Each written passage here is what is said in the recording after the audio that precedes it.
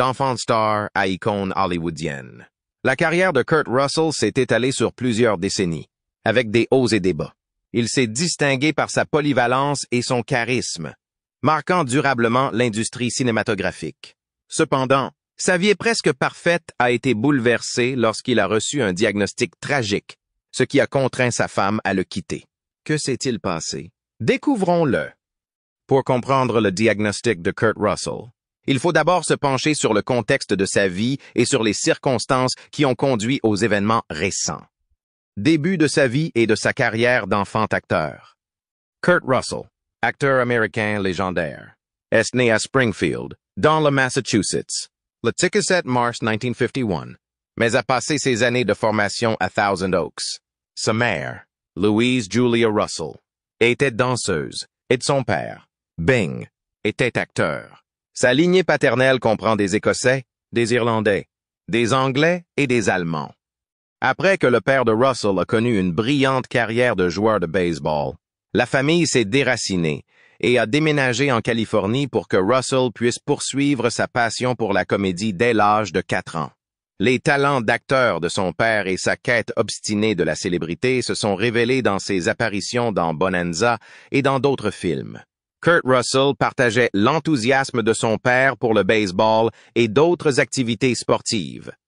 Parce qu'il avait beaucoup de plaisir à jouer, il a participé à la Little League de baseball jusqu'à la 3e année d'école. Lorsqu'il s'inscrit à la Thousand Oaks High School, il fait partie intégrante de l'équipe de baseball de l'université, où il occupe le poste de 2e base de 1967 à 1969, date à laquelle il obtient son diplôme. Dès son plus jeune âge, il montre un potentiel d'acteur. C'est pourquoi, dans les années 1960, ses parents le destinent à la célébrité. Il a rapidement trouvé du travail en tant qu'acteur, faisant des apparitions dans plusieurs films de Disney jusqu'à ce qu'il soit prêt à porter ses talents au grand écran. Dès qu'il a appris la carrière de son père à Hollywood, il s'est mis en tête de suivre ses traces. En tant qu'acteur, Russell débute à la télévision.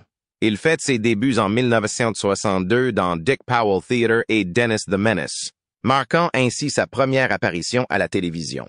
En outre, il a tenté de décrocher un rôle dans Safe at Home plus tard dans l'année.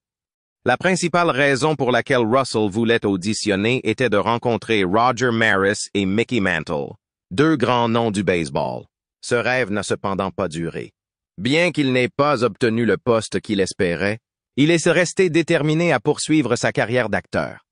Peu de temps après, il fait ses débuts au cinéma dans un rôle non crédité, celui d'un jeune homme qui donne un coup de pied à la jambe d'un pilote dans le film It Happened at the World's Fair. Le célèbre Elvis Presley s'est révélé être le pilote que Russell avait frappé dans le film. Russell est déterminé à ne pas abandonner, même si son apparition dans le film est peu remarquée. Il se concentre plutôt sur le métier d'acteur et obtient un rôle dans la série télévisée Travels of Jamie McPheeters, 1963-1964, à l'âge de 12 ans.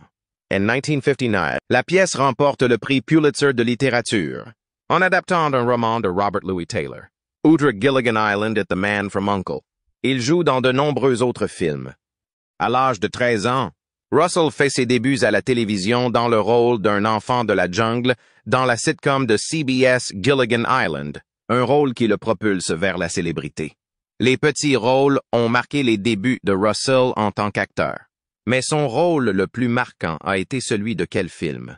En 1966, Russell a enfin percé en signant un contrat de 10 ans avec la Walt Disney Company, une aubaine phénoménale pour le jeune et talentueux Russell. Cette nouvelle opportunité a ouvert la voie à l'ascension fulgurante de Russell vers la célébrité. En outre, Robert Osborne affirme qu'il était la plus grande star du studio dans les années 1970. Le film Follow Me Boys l'a propulsé au rang de vedette, et il a ensuite joué dans une série de films acclamés par la critique qui mettait en valeur son talent singulier. Dans son dernier rôle au cinéma, Walt Disney a présenté Russell, âgé de 15 ans, comme un acteur promis à une brillante carrière. Cette remarque a validé les capacités exceptionnelles de Russell sur le grand écran avant le décès de Walt Disney en 1966. Le triomphe éventuel de Kurt Russell au sein de la Walt Disney Company a été rarement reconnu dans l'un de ses derniers écrits, le nom Kurt Russell en tant que Kurt Russell sur une feuille de papier. Cette confirmation est la première d'une longue série d'emplois très exigeants qui feront de lui la figure légendaire qu'il est aujourd'hui. En janvier 1967, il incarne le soldat Willie Prentice dans le film The Walt Disney Wonderful World of Color, dans un épisode intitulé Willie and the Yank, The Mosby Raiders, Willie et les Yanks. Les Mosby Raiders. Le film a été distribué dans les cinémas de certaines régions sous le titre Mosby's Marauders. Russell a conclu un accord avec Walt Disney, bien qu'il continue d'apparaître dans des émissions qui ne font pas partie de l'Empire Disney, comme la série Western The Road West de la NBC. Disney a propulsé Russell dans des rôles importants grâce à son originalité et à son dévouement au métier d'acteur. Il fait un tabac en 1969 avec Computer Wore Tennis Shoes et un autre en 1971 avec The Barefoot Executive. Pour la célébrité en herbe, c'est une période passionnante. Dans le temps relativement court qui s'est écoulé, ses ambitions se concrétisent peu à peu. Comme son père avant lui, Russell mène une carrière d'acteur prospère, mais ne perd jamais de vue ses racines de joueur de baseball. Il réussit sans peine à jongler avec ses deux professions. Au début des années 1970, il devient célèbre pour son travail de switch hitter en deuxième base avec les clubs de la Ligue mineure des California Angels. En 1971, les Bend Rainbows et les Walla Walla Islanders font partie de la classe courte saison de la Northwest League. Ce n'est toutefois que le début de sa merveilleuse carrière de joueur de baseball. En fait, il a laissé une empreinte indélébile dans toutes les entreprises qu'il a entreprises. Un peu plus tard, en 1973, il rejoint les Sun Kings d'El Paso de la Texas League et accède à la classe AA. Malheureusement, Russell souffre d'une déchirure de la coiffe des rotateurs de son épaule, de lancer la droite, alors qu'il est sur le terrain au début de la saison, en train de tourner le pivot d'un double joueur. En raison de cette blessure imprévue, il n'a pas pu continuer à jouer au baseball pour El Paso. Il choisit plutôt de jouer comme frappeur désigné pour les Mavericks de Portland, équipe indépendante de la Northwest League, à l'issue de leur brève saison. Entre-temps, son père, propriétaire de l'équipe, lui a confié des tâches de promotion. Lorsque ses blessures l'ont finalement contraint à quitter le baseball en 1973, il a plongé tête la première dans le métier d'acteur. Bien que Russell ait connu un grand succès dans sa carrière d'enfant, de nombreux enfants artistes ont eu du mal à passer du rôle d'enfant à celui d'adulte, ce qui a souvent mis fin à leur carrière. Pensez-vous que Russell ait connu de telles difficultés? Nous allons le découvrir. Transition vers des rôles d'adultes.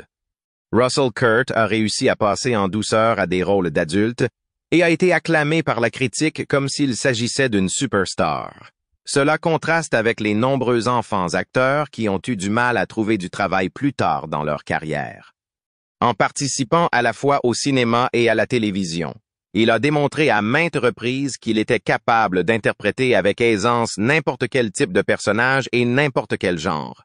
À partir de l'automne 1965, il apparaît dans la série ABC The New Land, basée sur le film suédois du même nom sorti en 1972. Le film a été très apprécié par la critique, bien qu'il n'ait été diffusé que pour un total de 13 épisodes au cours de 6 saisons. Russell a décidé de ne pas laisser ce modeste revers l'affecter outre mesure. Après une période d'1 an, il a décidé de retourner chez Disney pour la suite. The Strongest Man in the World. Une nomination aux Emmy Awards dans la catégorie Outstanding Lead Actor in a Limited Series or Special a été soumise par Russell et son ex-femme, Priscilla, qui a joué le rôle de Susan Hubley dans le téléfilm Elvis, sorti en 1929. Ce film a permis à Russell de percer dans l'industrie hollywoodienne, mais il avait déjà travaillé en tant qu'enfant acteur pendant un certain temps. En réalisant la série, John Carpenter a jeté les bases de films ultérieurs mettant en scène Kurt Russell et Carpenter, tels que Amber Waves, sorti en 1940, et Used Cars, une comédie. L'un de ses rôles les plus connus est celui qu'il a tenu dans le film Escape from New York, sorti en 1982, dans lequel il incarnait le courageux soldat Snake Plissken. Le personnage de Snake Plissken, un ancien héros militaire devenu criminel et condamné au pénitencier de haute sécurité de Manhattan, était interprété par Russell dans ce film d'action. Grâce à la célébrité du film en tant que classique culte, Russell a consolidé sa position d'étoile montante et est devenu un personnage bien connu dans la culture générale. Cela dit, ce n'était que le début de ses nombreux films à succès dans l'industrie cinématographique hollywoodienne. Russell fait un retour réussi chez Disney en 1941 en prêtant sa voix au personnage de Copper dans The Fox and the Hound. C'est la première fois qu'il travaille avec Disney en tant que star pour adultes. Lors de sa deuxième collaboration avec Carpenter, il a travaillé sur le film de science-fiction et d'horreur The Thing. Sorti en 1982 et basé sur la nouvelle Who Goes There, en raison de sa performance exceptionnelle dans Silkwood, Russell a été nominé pour un Golden Globe dans la catégorie du meilleur second rôle. Pour lui, cette nomination n'était que la première d'une longue série de récompenses qu'il allait recevoir à l'avenir. Russell apparaît dans la comédie romantique Swing Shift, sortie en 1984, Goldie Hawn, qui est actuellement son épouse, a également participé au film. Plus de 15 ans après leur première rencontre, Hawn et Russell se sont rendus compte qu'ils avaient de l'affection l'un pour l'autre, et le tournage de Swing Shift est un lieu où ils ont renouvelé leur amour l'un pour l'autre. Bien que le film ait été un échec, Russell et Hawn sont devenus l'un des couples les plus admirés de l'industrie du divertissement. En 1986, ils tournent dans des films tels que The Mean Season et The Best of Times, entre autres Big Trouble in Little China. Un autre film réalisé par Carpenter a d'abord été salué par la critique et l'économie, mais il est devenu culte depuis. Il a joué un rôle dans ce film. C'est surtout parce que Russell et Hawn ont maintenu leur amitié que le film Overboard, une comédie légère dans laquelle Russell joue avec Hawn, est un succès au box-office. Sa carrière d'acteur s'est élargie grâce à sa participation au film Tango et Cash, sorti en 1989, avec le célèbre Sylvester Stallone. Russell s'est fait connaître pour son interprétation de Wyatt Earp dans le film western Tombstone, sorti en 1993. Backdraft, réalisé par Ron Howard et sorti en 1941, a reçu des critiques plus positives que Backdraft, un personnage qu'il a joué dans le film Forrest Gump, sorti en 1994, ne lui a pas été attribué, mais c'est un rôle qui a pu lui donner un avantage sur l'écran hollywoodien. D'un autre côté, cela n'a pas été le cas. Mais cela n'a absolument rien à voir avec l'ascension fulgurante de sa profession. Malgré son succès dans de nombreux rôles, il continue à faire parler de lui. Russell est resté un acteur très recherché jusqu'au 21e siècle, avec un grand nombre de rôles à succès à son actif. De manière surprenante, la performance de Russell dans le film Miracle, sorti en 2024, a été saluée par les critiques pour son interprétation de Herb Brooks, l'entraîneur olympique de hockey des États-Unis. La performance prudente et distante de Miss Russell donne à Miracle ses quelques brises d'air frais, a observé Elvis Mitchell du New York Times. Miracle comporte quelques bouffées d'air frais. Poseidon, un remake du film classique culte de 1972 sur un paquebot qui a coulé, est le film dans lequel il a fait ses débuts après 2 ans. Dans le film Death Proof de Quentin Tarantino, sorti en 2007, Russell joue le rôle d'un cascadeur meurtrier, en jouant dans 2 autres films de Tarantino, The Hateful Eight in 2015 et Once Upon a Time in Hollywood in 2019. Il consolide sa notoriété naissante et continue de garder sa collaboration avec Tarantino cher à son cœur. Deepwater Horizon, un drame d'action de 2016, l'inclut également. Il a fait des apparitions en caméo dans de nombreux films Fast and Furious. Not Furious 7 en 2014, The Fate of the Furious en 2017 et F9, The Fast Saga en 2021. Le succès phénoménal de cette série a renforcé la position de Russell dans l'industrie du divertissement. Parallèlement, Russell a fait partie de l'équipe de super-héros de Marvel Comics dans le film à succès de 2017 Guardians of the Galaxy Vol. 2. La popularité de Russell montait en flèche alors qu'il continuait à décrocher des rôles à succès les uns après les autres, et il ne montrait aucun signe de ralentissement. Son épouse actuelle, Hans, a joué le rôle de Madame Noël avec lui dans la comédie familiale The Christmas Chronicles, dans laquelle il incarnait le Père Noël. Le couple a également refait surface dans la suite du film. Russell et Goldie Hawn ont été honorés par des étoiles le 4 mai 2017, lors d'une cérémonie à 2 étoiles, sur le Hollywood Walk of Fame, pour leur contribution à l'industrie cinématographique. Once Upon a Time in Hollywood est une comédie qui se déroule dans le Los Angeles de 1969. Et Russell a fait une brève apparition en tant que coordinateur de cascade en 2019. Après que sa carrière d'acteur a décollé, Kurt Russell est devenu un nom connu en un rien de temps. Il a atteint cette popularité grâce à son talent exceptionnel. Beaucoup le connaissent pour ses rôles exceptionnels dans plusieurs films et séries télévisées. Mais à quoi ressemble sa vie personnelle au-delà du grand écran? Voyons ce qu'il en est. Sa vie personnelle. Avant de devenir célèbre pour son rôle dans Elvis en 1969, Russell mène une existence plutôt ordinaire. En tant que co-vedette du film, il croise la route de Susan Hubley. Leur idylle s'épanouit et ils se marient la même année. Un an plus tard, le 10 février 1904, le couple heureux accueille un fils, Boston Russell. Leur mariage n'a cependant pas tenu aussi bien qu'ils l'espéraient. Ils n'ont d'autre choix que de divorcer, ce qu'ils font en 1983. La même année, Russell rencontre Goldie Hawn, avec qui il noue un lien inséparable. Avant son mariage avec Hubley, il avait entamé une liaison avec Goldie Hawn. En 1968, les amoureux se sont rencontrés alors qu'ils travaillaient sur un enregistrement pour l'unique groupe familial original. Russell a fait sur Hawn un effet qui perdurera, bien qu'ils aient 6 ans de différence d'âge et qu'il y ait beaucoup d'autres personnages dans la comédie musicale western. Cependant, selon la croyance populaire, l'idylle du couple ne s'est pas immédiatement épanouie. J'ai trouvé qu'il était adorable quand il avait 16 ans, mais il était beaucoup trop jeune, a déclaré Goldie Hawn à l'émission Desert Island Discs de la BBC Radio Court, alors qu'elle avait 21 ans. Je l'ai apprécié lorsque nous avons repris contact des années plus tard. De plus, je me suis souvenu à quel point je l'avais aimé lors de notre première rencontre. Cependant, nous avons tous deux précisé que nous ne sortirions jamais avec un autre acteur. Cela prouve que l'on n'est jamais sûr de rien. À cette époque, ils avaient tous deux entamé une procédure de divorce. Avant son mariage avec le cinéaste Gus Triconis, 1969-1976, et avec Bill, 1976-1982, Goldie Hawn était l'épouse du père d'Oliver et de Kate Hudson, respectivement. Par ailleurs, le mariage de Russell avec Hubley, le co-star d'Elvis, s'est soldé par un divorce en 1983, après 4 ans de mariage. En essayant de jouer dans le drame romantique Swing Shift en 1983, ils ont découvert qu'ils étaient depuis peu sans attache. Ils pensent que lorsqu'une chance se présente, il faut la saisir.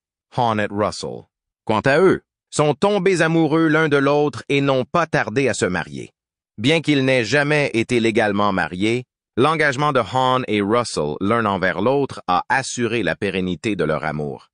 Ils pensent que le fait qu'ils ne se soient pas mariés est la raison pour laquelle leur relation a duré si longtemps. Lors d'une discussion sur le cinéma en 2016, Hawn a fait la déclaration suivante. Il y a quelque chose de psychologique dans le fait de ne pas être marié, car cela vous donne la liberté de prendre des décisions comme vous l'entendez.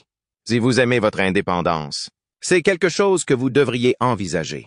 Dans une interview accordée au magazine People en décembre 2020, Russell a révélé que lui et Hawn n'avaient jamais ressenti le besoin de se marier. Il a déclaré qu'une licence de mariage ne générerait rien qu'il n'aurait pas de toute façon. Selon Hawn, en 2023, ils ont conclu qu'ils ne se marieraient pas en raison des difficultés qu'ils avaient rencontrées dans leur précédent mariage, depuis qu'ils se sont remis ensemble. Le couple est apparu dans plusieurs films, dont Swing Shift, 1984 et Overboard, 1987, qui ont tous deux continué à mettre en valeur leur alchimie sur le grand écran. Wyatt Russell est né le 10 juillet 1986, après que le couple se soit fréquenté pendant 3 ans avant de donner naissance à leur premier enfant. Ils sont les fiers propriétaires de résidences dans les endroits suivants: Vancouver, Colombie-Britannique, Snowmass Village, Colorado, Manhattan, New York, Brentwood et Palm Desert, Californie. Elle avait déjà 2 enfants, Kate et Oliver Hudson, de son second mari, Bill Hudson, avant que Hawn n'entame sa relation avec Russell. Kate et Oliver Hudson. La manière incroyable dont Russell interagissait avec ses enfants a été, selon elle, le catalyseur qui l'a fait tomber amoureuse de lui. Ils avaient acquis les connaissances nécessaires pour rendre leur relation aussi belle et agréable que possible. Peu après 6 ans de vie commune, Ils ont décidé d'aborder un sujet plutôt inattendu. Lors de la cérémonie des Oscars de 1989, ils ont fait une farce au public en semblant parler de mariage alors qu'ils étaient sur scène.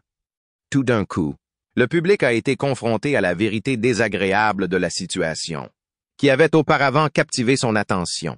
Russell avait la même affection pour les enfants de Hawn issus de son ancien mariage que pour les siens. Dès qu'ils ont pris la décision d'être ensemble, leurs enfants les ont rejoints et sont devenus membres de leur famille recomposée. Kate, qui a suivi les traces de sa mère et est devenue actrice, a été la première des 4 enfants de la famille à devenir parents. Kate a été la première de ses frères et sœurs à devenir parents. Russell et Hawn sont devenus grands-parents pour la première fois lorsqu'elle a donné naissance à son premier enfant, un fils, en 2003. Son mari de l'époque, Chris Robinson, était le père de l'enfant. Kate a donné naissance à une fille avec son fiancé actuel, Danny Fujiko Wayne, en 2008, et à un deuxième fils avec son ex-fiancé, Matt Bellamy, en 2011. Ses 2 enfants sont nés en 2011. Il est également vrai que son frère, Oliver Hudson, a 3 enfants avec sa compagne, Erin Barlett, qui sont nés entre les années 2007 et 2013. En 2021, Wyatt Russell, le fils de Russell, est devenu père d'un garçon grâce à sa relation avec la star Meredith Hagner. Quant à savoir si Boston Russell a une descendance, il n'y a pas de réponse officielle. Les relations ne sont pas le seul aspect intrigant de la vie de Russell. Il y en a d'autres. C'était un aveu qu'il était libertaire. Selon sa déclaration de l'année 2020, les célébrités devraient garder leurs idées politiques pour elles, car ils pensent que la négativité a un effet sur leur profession. Outre sa carrière d'acteur, Russell a également joué de nombreux autres rôles. Connaissez-vous l'un d'entre eux? Opinions Politics. Russell n'est pas seulement un chasseur, mais aussi un fervent défenseur des droits des propriétaires d'armes à feu. Il pense que des restrictions plus strictes en matière d'armes à feu entraîneront une réduction des actes terroristes. Il est également membre honoraire du conseil du groupe d'aviation humanitaire Wings of Hope. En plus d'être un pilote privé titulaire d'une licence de la FAA et d'une qualification monomoteur, multimoteur et de vol aux instruments. Au moment où il a été admis dans les légendes vivantes de l'aviation, son compatriote John Travolta lui a remis le prix du mentor de l'aviation en 2010. Kurt Russell et Goldie Hawn ont tous 2 connu le succès dans leur profession, et il semble que leur relation soit presque sans faille. Mais qui était Goldie Hawn avant de rencontrer Russell? Et à quoi ressemblait sa vie? Continuez à regarder. Opinions Politics. Goldie Hawn est née dans un foyer chrétien. Elle a eu la chance de pouvoir s'adonner à son amour de la danse dès son plus jeune âge.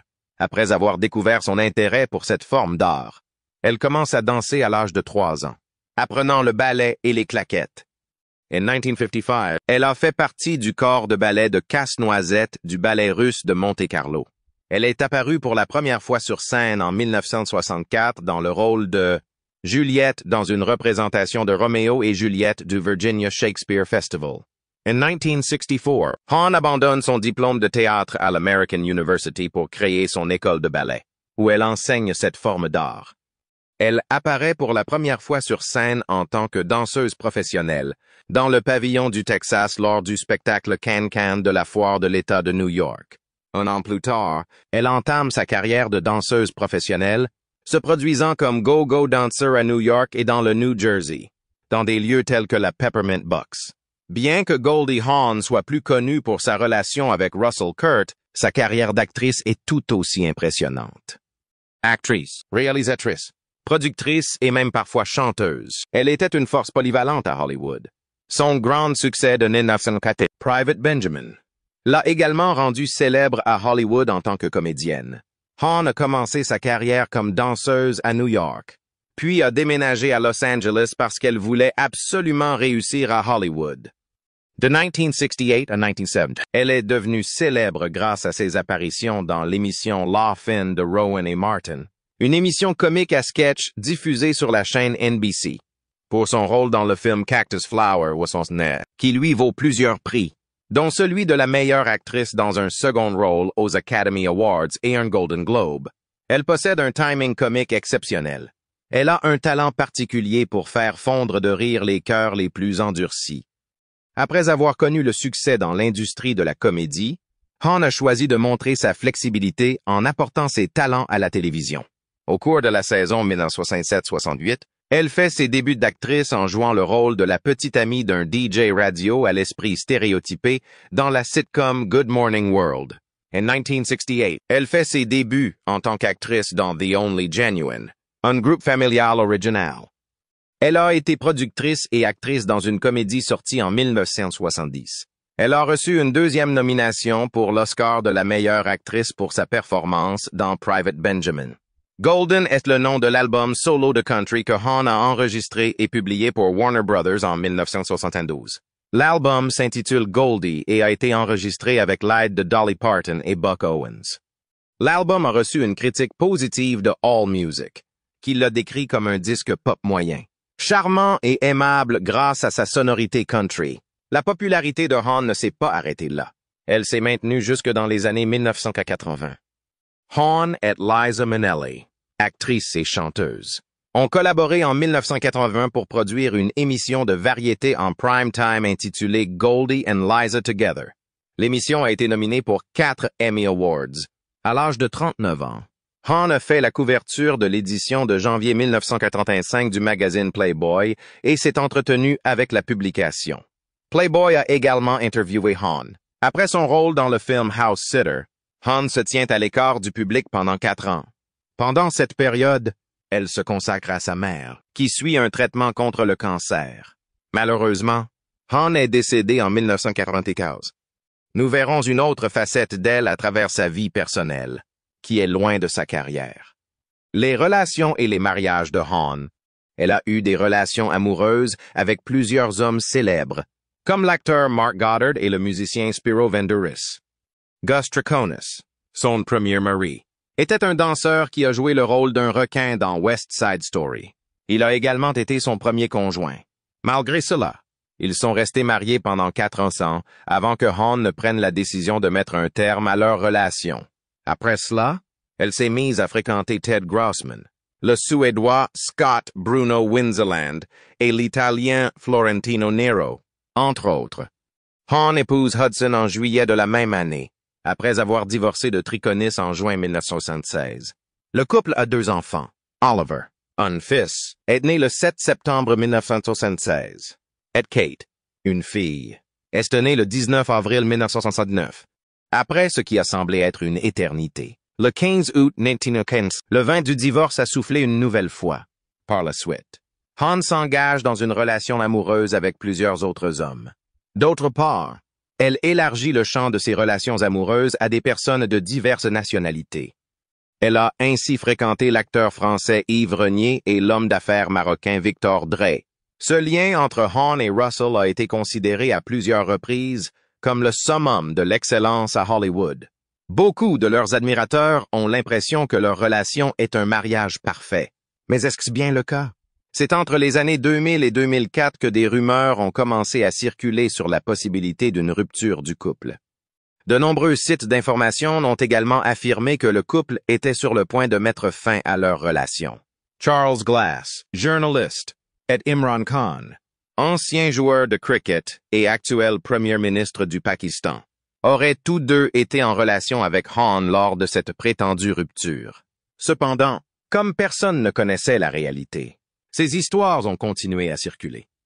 Lors d'une interview, Hawn a laissé entendre qu'elle et Russell avaient décidé de rester ensemble plutôt que de se marier. Elle a ajouté qu'elle aurait divorcé depuis longtemps si elle avait été mariée à Russell. Ils pensent que le mariage ne renforce pas les liens entre les personnes. En 2003, Hawn a créé la Fondation Hawn, une organisation caritative qui propose des programmes éducatifs aux adolescents. Ces programmes visent à améliorer les résultats scolaires en leur enseignant des compétences pour un bien-être général. La Fondation Hawn a chargé des chercheurs externes d'évaluer l'efficacité du programme Mind Up, une initiative éducative destinée aux jeunes. Madame Hawn a exprimé son soutien à la communauté LGBT et s'est fait l'avocate de cette communauté. Les fans du monde entier admirent Kurt Russell et Hawn Goldie et s'étonnent de leur capacité à maintenir une relation solide pendant plus de 40 ans. Cependant, La nouvelle dévastatrice du diagnostic tragique de Russell jette soudain une ombre sur leur relation sans faille. Quel est ce diagnostic? Qu'est-ce qui ne va pas chez le célèbre acteur? Cela marquera-t-il la fin de sa brillante carrière? Restez à l'écoute pour obtenir des réponses. Le diagnostic tragique de Russell.